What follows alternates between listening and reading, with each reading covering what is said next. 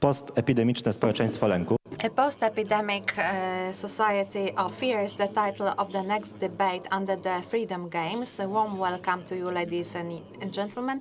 My name is Janusz Schwertner. I am a journalist of Onet. Thank you, Leszek Jeżdżewski, for inviting me, for providing the space of the debates as this one.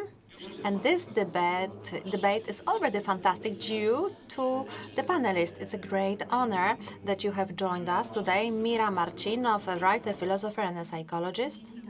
Hello. Thank you for the invitation. Edwin Bendyk, a writer who writes about civilization and the impact on social life. Tomasz Stawiszyński, a philosopher and essayist.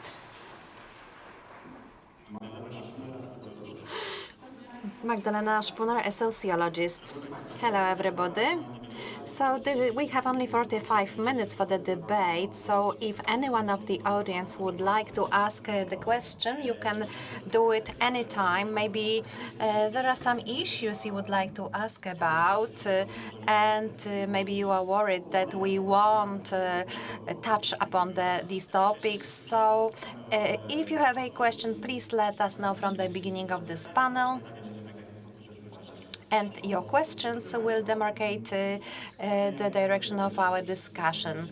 I think that everyone has considered quite intensely looking at what has been going on from the beginning of the pandemic, what the world after the pandemic will look like. So if we look around, it looks rather good. My last week was as follows. I attended Karpacz Economic Forum. There were lots of people. I don't think anyone has remembered that the pandemic existed. Then a book fair in Warsaw. Tomek, have we got used to it? I have this impression that there was no pandemic at all in Poland. This global phenomenon, fortunately, omitted Poland. So we either heard of the pandemic as a great success of the government, who have stopped the pandemic just before the Polish border. They stopped refugees and the virus. So they have proven that they are really effective and that we can always count on them even in the most difficult situation. Then on the other hand, there was a failure of the government. So all the vaccination program, prevention programs were unsuccessful. All the experts employed by the government didn't provide good advice. So the pandemic in Poland, just like a range of other phenomena, was absorbed for the political conflict purpose.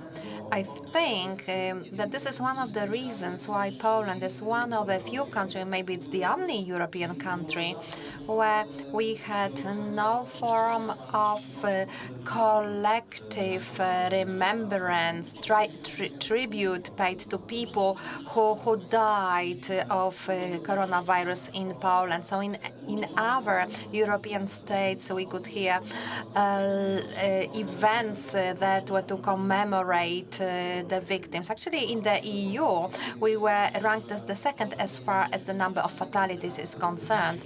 So in a way, we pretend that there hasn't been such a loss. We are unable to mourn the people who were our relatives, our friends. We are unable to talk about the victims. We have no symbolical representation of what has happened. So it shows where Poland is. All the time we are suppressing the knowledge that the pandemic has struck the world. We do not look fearful and frightened, although the 18 past months were characterized by pandemic. We had lots of discussion about fears, about what the future will look like. I am looking around, and it seems to me that we went back to the previous position. Is this true or false image? My perspective is slightly different than the one you presented. Tomasz's description was more accurate to me. I was traveling throughout Poland. I was talking about my book, the book about mourning. So people were coming to me and they were telling me about the relatives they had lost due to the coronavirus pandemic. So at the level of the dialogue, at the level of the language and the actions that occurred in Poland, I do realize after the last year's experience that now, the restrictions are no longer binding. But still, we are quite afraid that we will have another lockdown, so we are living our lives fully, and we really want to take part in lots of group events to catch up.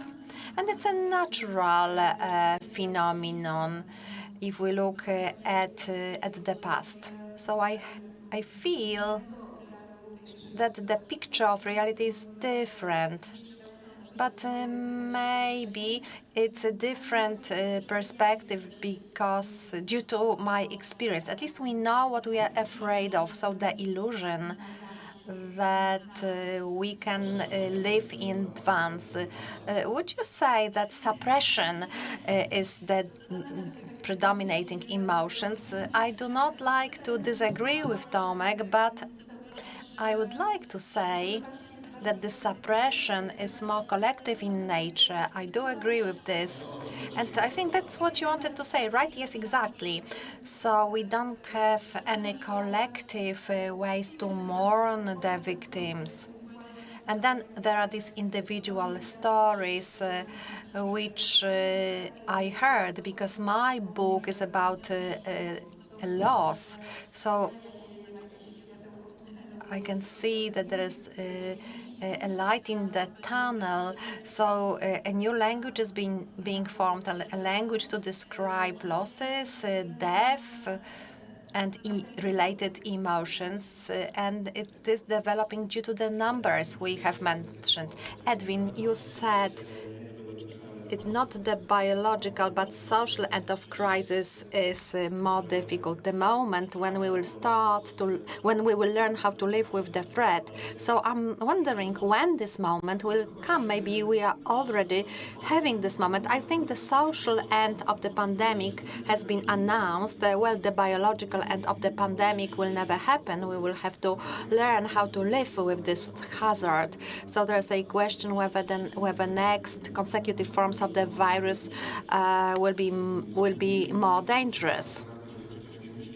So we are looking at the death issues, at the loss issues, and it is developing. The language is developing because we had as many COVID victims as people who were killed during Warsaw Uprising. So it's a specificity of these times from the very beginning of having this government in power.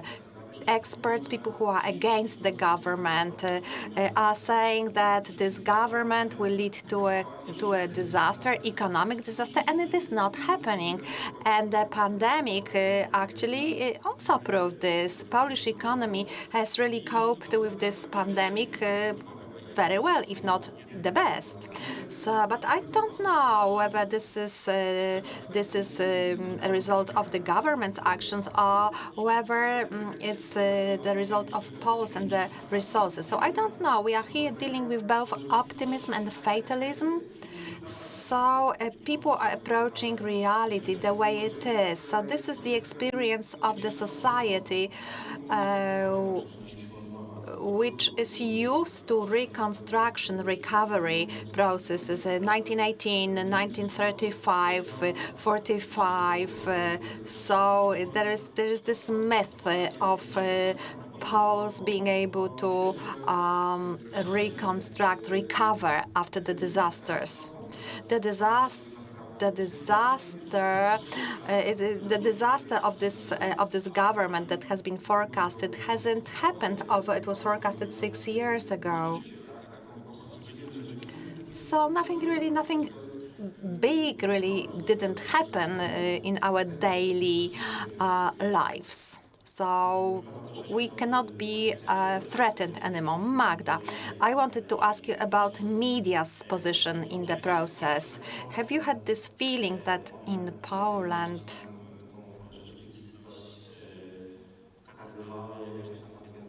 media showed the real situation, or they just steered fear? Probably we will have another situation of this type. So how do you perceive the next months? Do you think that people have accepted that there won't be the next wave, or maybe people will really start being fearful? I would paraphrase Postman. I don't think that media nowadays do not entertain us. They frighten us to death. So, on a daily basis, the human mind is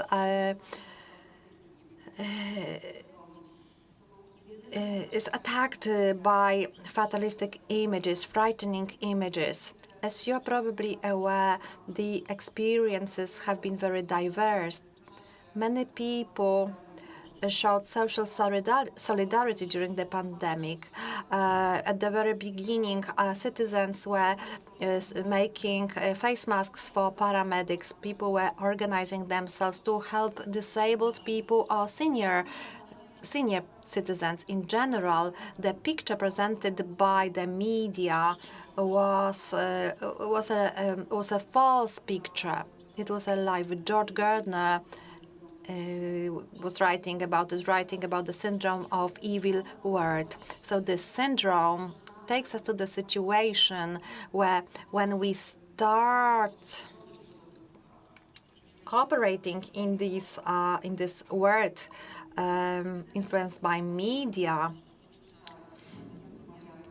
and there are many people who do not read, who do not talk. They are isolated people, they are excluded people. So the image of the world they can construct. I wrote about it in one of my papers. These people even develop hyper fear.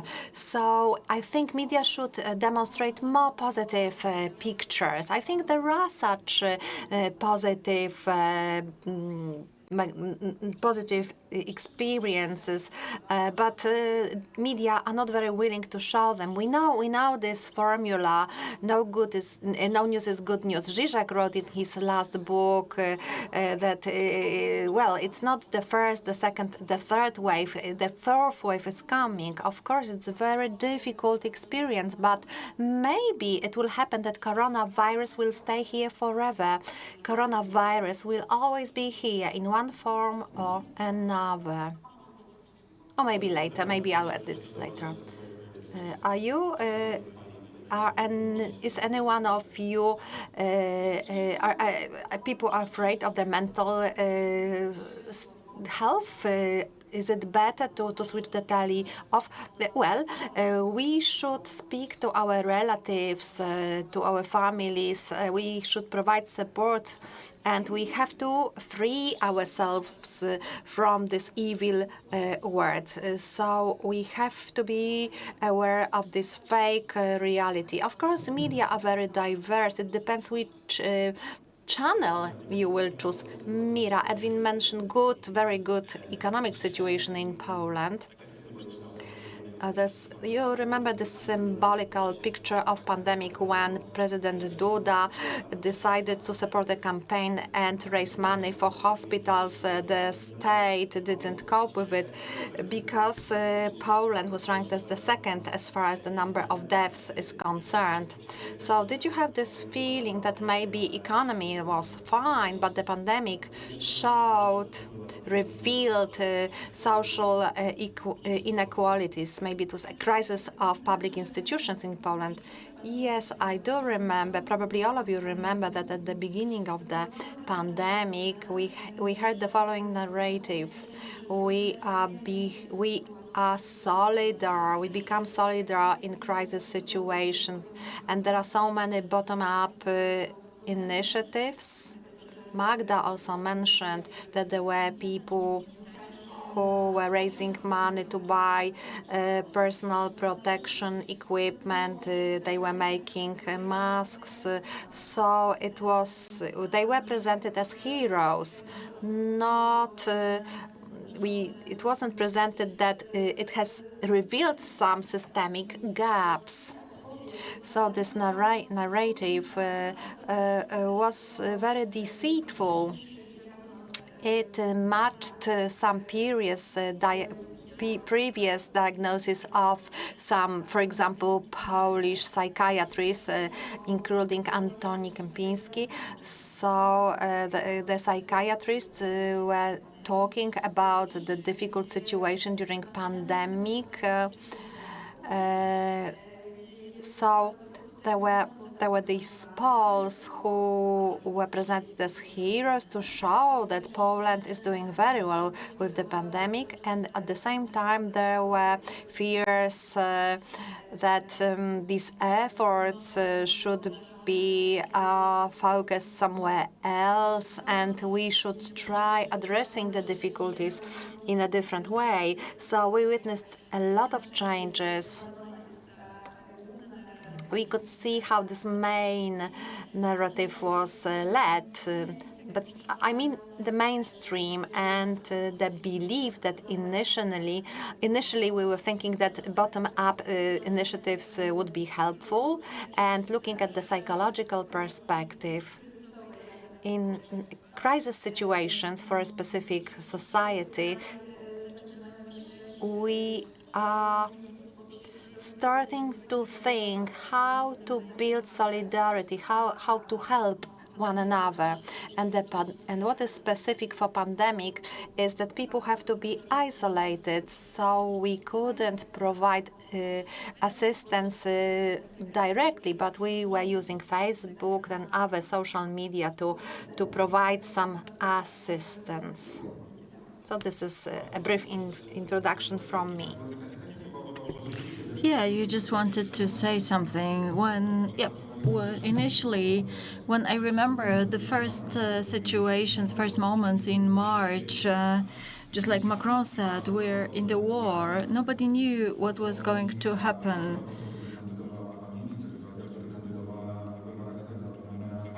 He decided to recall the Minister of Health for her to apply for the position of the Mayor of Paris.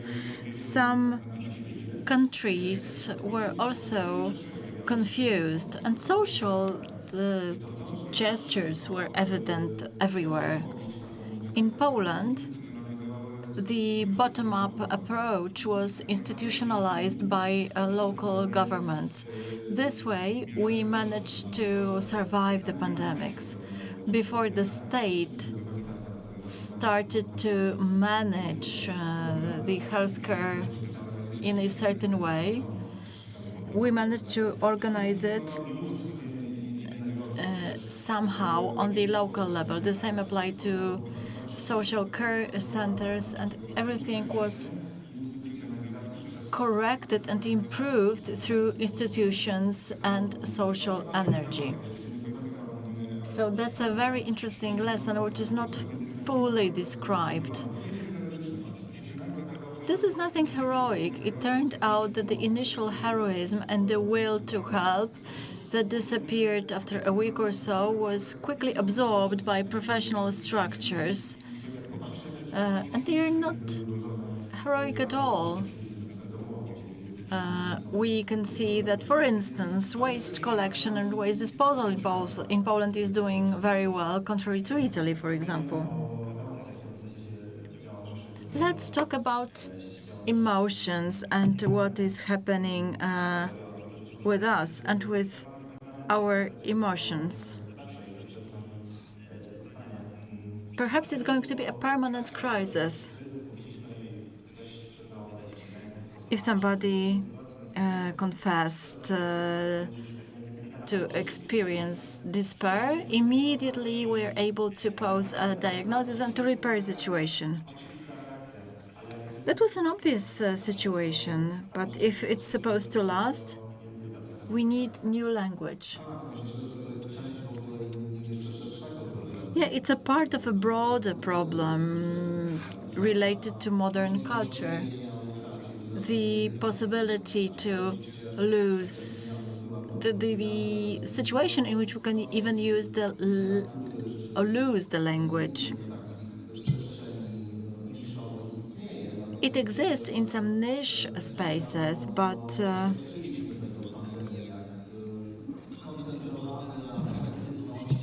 when we talk about effectiveness, success, and the pre-pandemic world, we now learn how much the system was configured in the name of these values. All of a sudden, it turned out we could not afford a long-term lockdown, which was the only opportunity to cope with it. And finally, we managed to end up quite well as compared to the rest of Europe, but the dynamics was also different, especially when it comes to the first phase. The first phase in March until September was the time when everything was happening in our heads, in our imagination, when we were expecting a severe hazard, but it turned out to be different.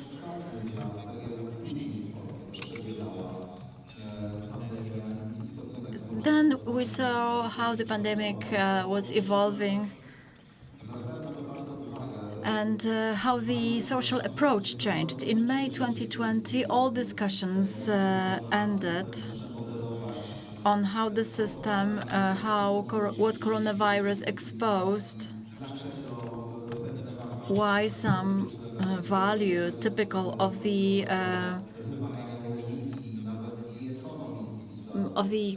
carnivorous system need to be. It was also included in the editorial that it was like we were stupid by Professor Król, namely the paradigm was supposed to be changed. That was a kind of virtual experience for us. We were expecting an apocalypse, and then in May I went to restaurants, to fields, forests. But it was related to a kind of paradox. Some drastic measures which were implemented based on scientific knowledge to stop expansion of coronavirus in Poland, and I refer to lockdown and other rules we were subjected to, caused a situation in which many people considered this hazard unreal, and that the scientists who were warning against it were wrong because nothing happened, and it had not happened because science and experts worked. And this is what contributes to a very low level of vaccination in Poland. So now a few words about emotions. That's a question to Magdalena Szpunar. Whenever we experience failure, sometimes we try to find the reason inside us and try to find quick solutions. Okay, so but let me come back to Tomasz first. What happened to coaching and the great formulas during the pandemic? I don't know. The optimistic approach, positive mindset, working on motivation did not modify the pandemic. Yeah, and leaving the comfort zone. Yeah, collective. It should result in an increase in higher personal development, an increase in resources. One of the most broadly compromised narrations in the pandemic is the hyper-individualistic one, which blames every individual for everything that happens to them and completely ignores the systemic aspects. So we can clearly see that systemic issues are fundamental for individual life, and without an adequate approach to these issues, even the best coaching will never help us. Magda, you also work with students on a daily basis, so a general question first, which will go to everybody. Do you feel that we learned to talk about emotions, that we are looking for a new language? I can't think of any other periods in our lives when we talk about health, mental health of young people, psychiatry for children. Do you feel that we learned or have learned to speak out? Yes, pandemic did not act as a magic wand, but my individual experience is that students opened. I have never received such a huge number of emails from students where they describe their difficult or even traumatic experience. That is why during the pandemic, I paid less attention to the teaching outcomes, or effectiveness and efficiency. It was more important for me to ensure mental comfort of the people who I work with. I was really terrified to listen to the minister's word who claimed that we should catch up with some delays. Somebody invented a model thinking that everybody at home has their own computer with a camera, that there is no home violence, that there are individual students, pupils, who don't have younger siblings. These problems might seem trivial, but they redefined and influenced the unfortunate performance or efficiency of education or studying. I am convinced by Wilfred Bion's philosophy of negative capacity or capability. In each of us, it is different, but it simply means we can offer some time, reflection, and space for ourselves to understand what we don't understand at the moment. The space and time can create solutions that will be creative, innovative, but also will help us escape from the momentary saturation with what is not certain or not clear. So educating for weakness.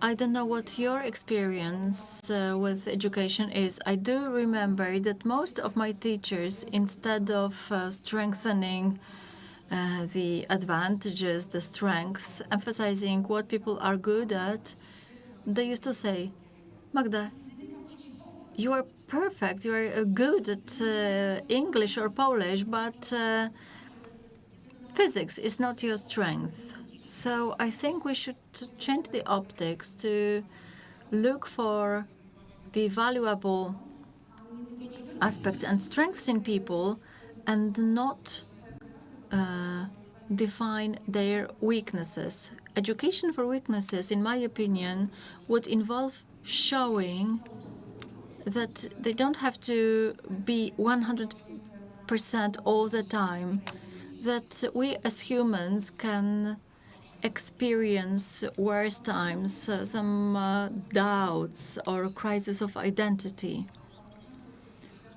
Very often such difficult experiences contribute to something valuable.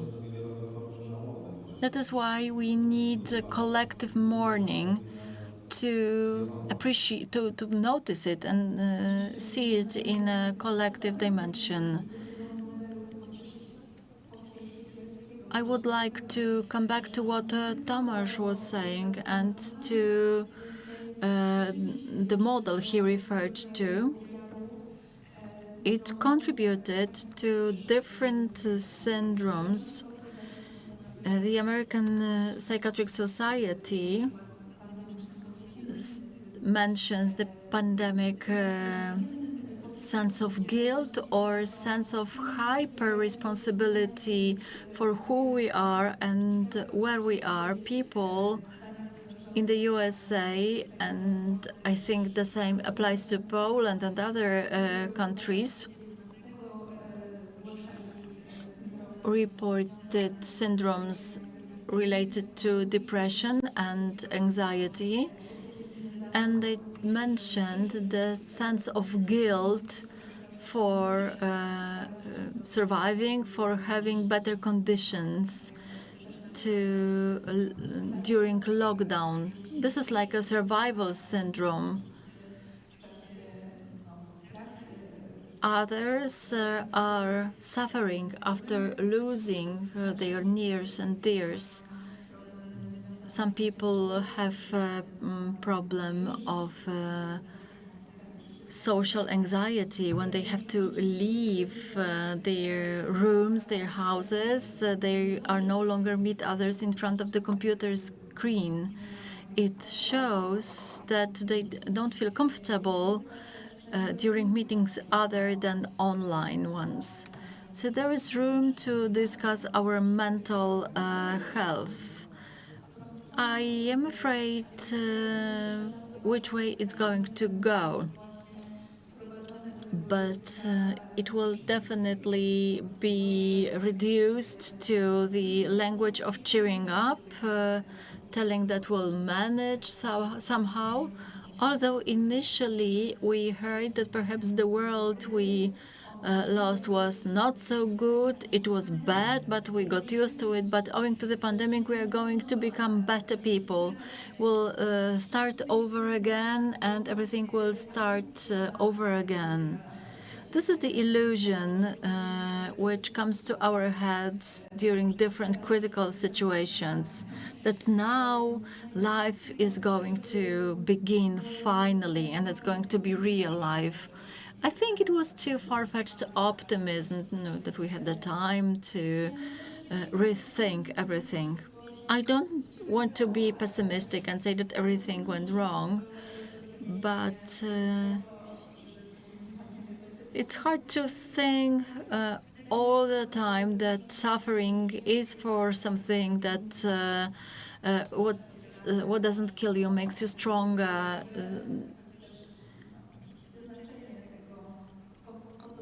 I know that sometimes when we say it's going to be all right, it's not always what we mean, and I know what it gives us. On the one hand, we have to talk about mental crisis in the time in which we live, but also understand that it offers the opportunity to talk about it this way. What doesn't kill you makes you stronger. It's a terrible saying that functions on a daily basis. Mira, I would like to make a quote from what you said. When you say that the reality we have lost as a result of the pandemic was not what we loved, but what we were used to, we can immediately feel better, can't we? I remember a picture, an internet picture, and what if after death, God asks us what it was like in heaven?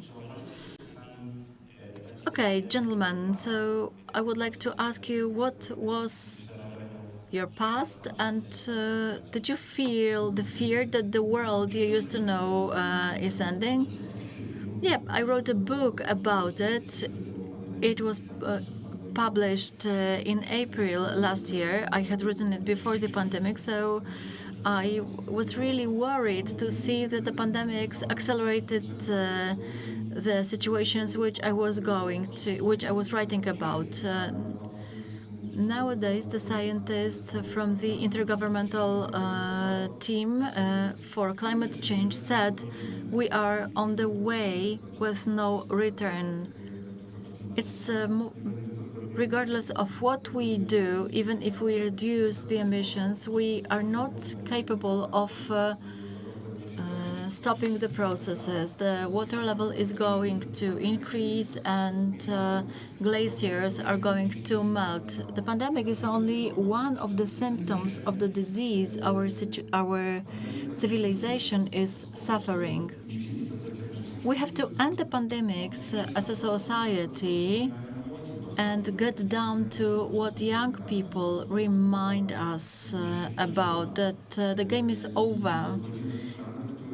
And we are in a situation in which we should follow Herman Kahn's vision. He encouraged to think about the unthinkable because we have no experience. 3 years ago, we used to say, well, in Canada, they would have higher temperatures, so nobody would worry. This year, they had 50 degrees Celsius, so many people were worried. A proposal given by Graham Albrecht from Australia describes a mental condition of solastalgia. It's nostalgia which starts to nurture us, but without leaving the place where we used to live. We are in the same place, but suddenly we feel we are not going to come back to the winters we used to have. In 30 years' time, we are going to have no pine trees in Poland. Now 80% of our trees are pine trees. That's not so far in the future. We have to start understanding it, measuring it in our imagination. The pandemic offers the opportunity to handle it. But the conviction that once it's over, the old good times will come back is simply a luring vision that will never come true. Okay, Tomek, only the end of the world ahead of us. The apocalyptical imagination or fantasies are doing well in the modern world.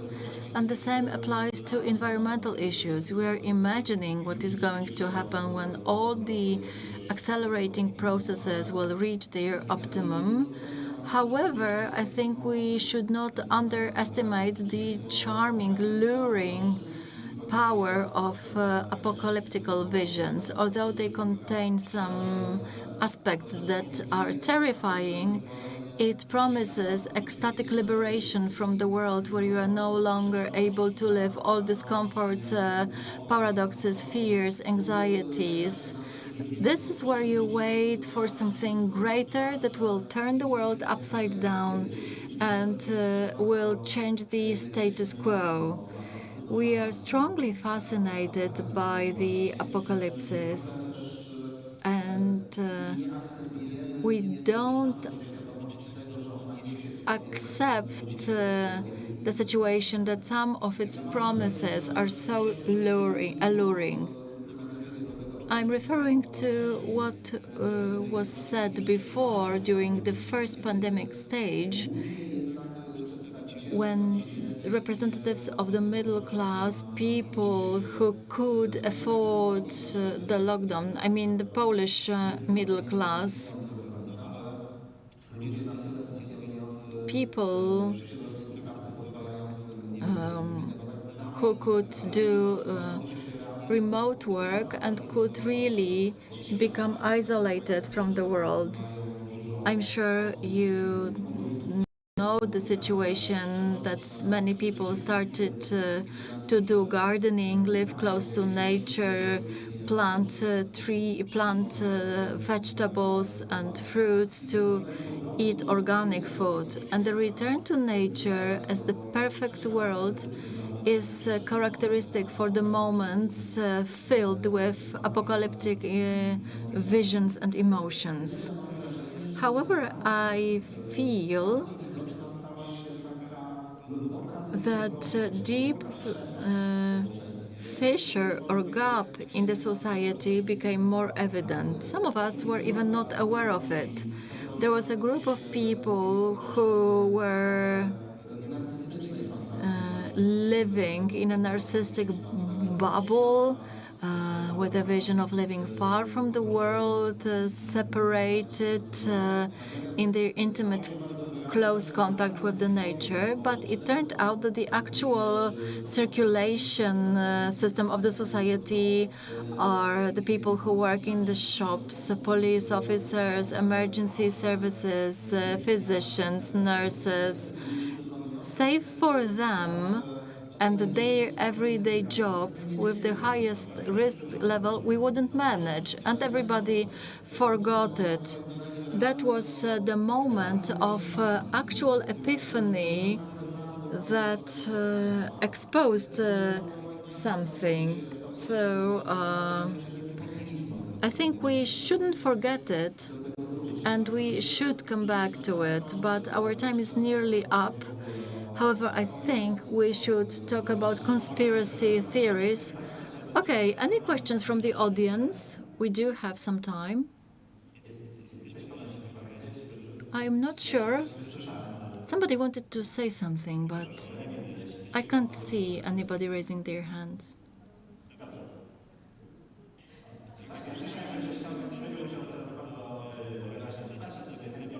Okay, so if you want to ask a question, please stand up, because we can't see everybody very well.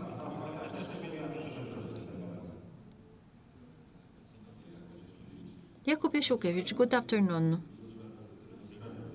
In my doctoral dissertation on the plague, the subjects of anxiety projections, it was before 2019, I wanted to refer to the motive of the attractiveness of the doomsday, which will liberate us. It is repeated in our literature, in our culture. It is related to planets and their arrangement. But 2 years ago, when the first syndromes occurred and people already knew there was a new virus, but we didn't know how lethal it is, what coverage it's going to have, how many people are going to die. All of a sudden, it turned out that a big part of the society treated it as the Mother Earth doing some cleaning.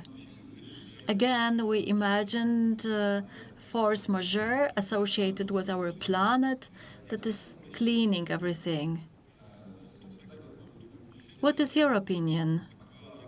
In the light of the current state of knowledge, such a theory is useful for anything? I refer to Gaia's theory. Who would like to refer to it? Antonio Guterres mentioned that the humankind announced the war against nature, and nature responded with its whole power.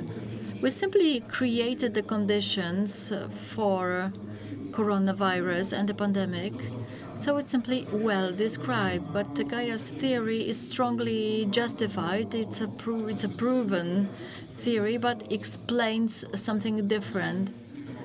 This is an explanation of the systemic combination of all geo-environmental system. Why did it happen? I mean, where does the pandemic come from? Yeah, we can describe it as the punishment for our stupidity, because this is what we caused. We can understand the scale of our own mistakes. I would only add that any strategy that enables to tame something and understand something is good. The time's up, so I think we could talk about it for hours, but we should finish. One of the words used in the title of our panel was fear, was anxiety. Is when something occurs that we don't understand. The difference between fear and anxiety is that in the case of fear, we can clearly specify we are afraid of the exam, so we are getting ready for it. With anxiety, it's much more difficult. Asking a question, what are you afraid of, don't work, and then the anxiety is even stronger. Ladies and gentlemen, our time is up, unfortunately, but all panelists expressed their opinions on the subject matter, and I do encourage everybody to read their books. Our panelists included Mira Marcinów, Edwin Bendyk, Tomasz Stawiszyński, and Magdalena Szpunar. Thank you very much. And the facilitator, Janusz Schwertner. Thank you and goodbye.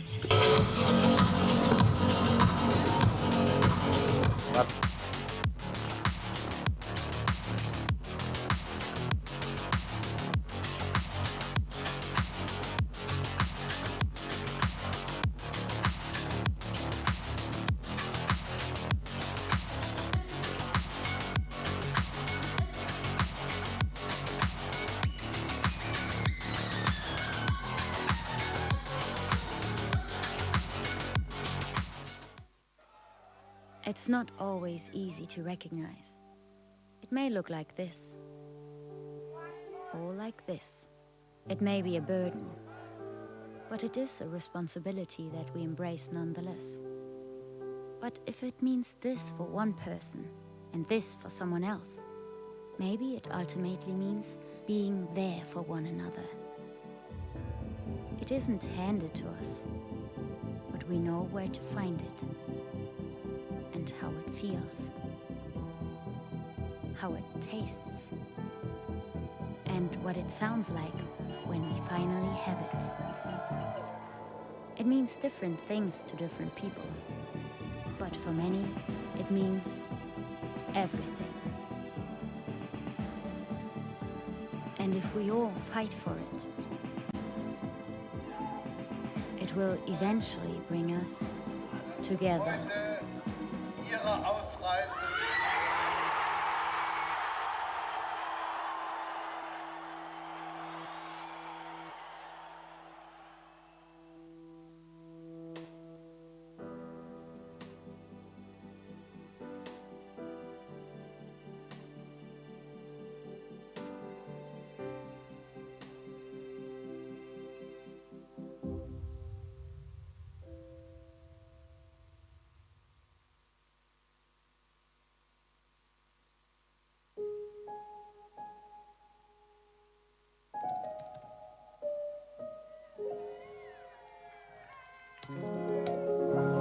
Now morning, light 12:15. You may now kiss the bride.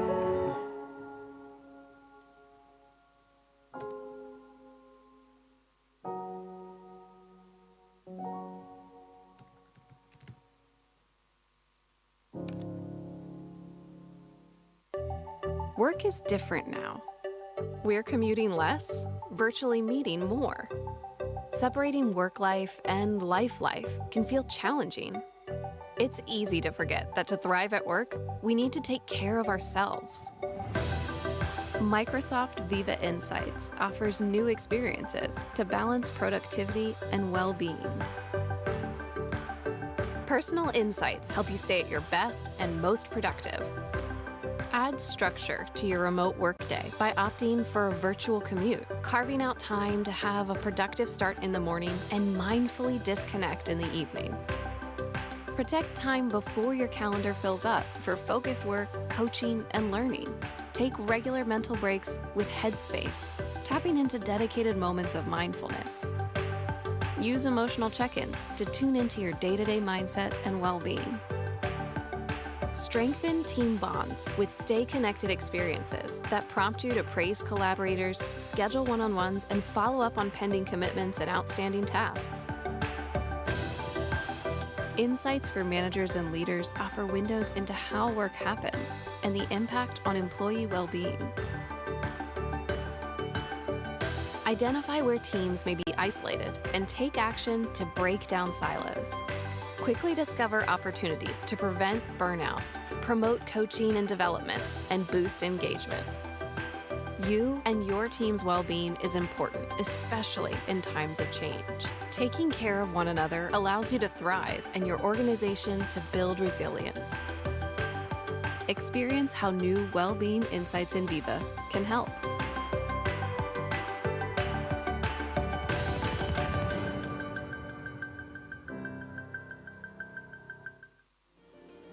Liberté Talks to co ważne. Seria Liberté Talks realizowana jest dzięki wsparciu Google oraz Państwa darowiznom. Na podcast Eko Podcast zaprasza Weronika Michalak.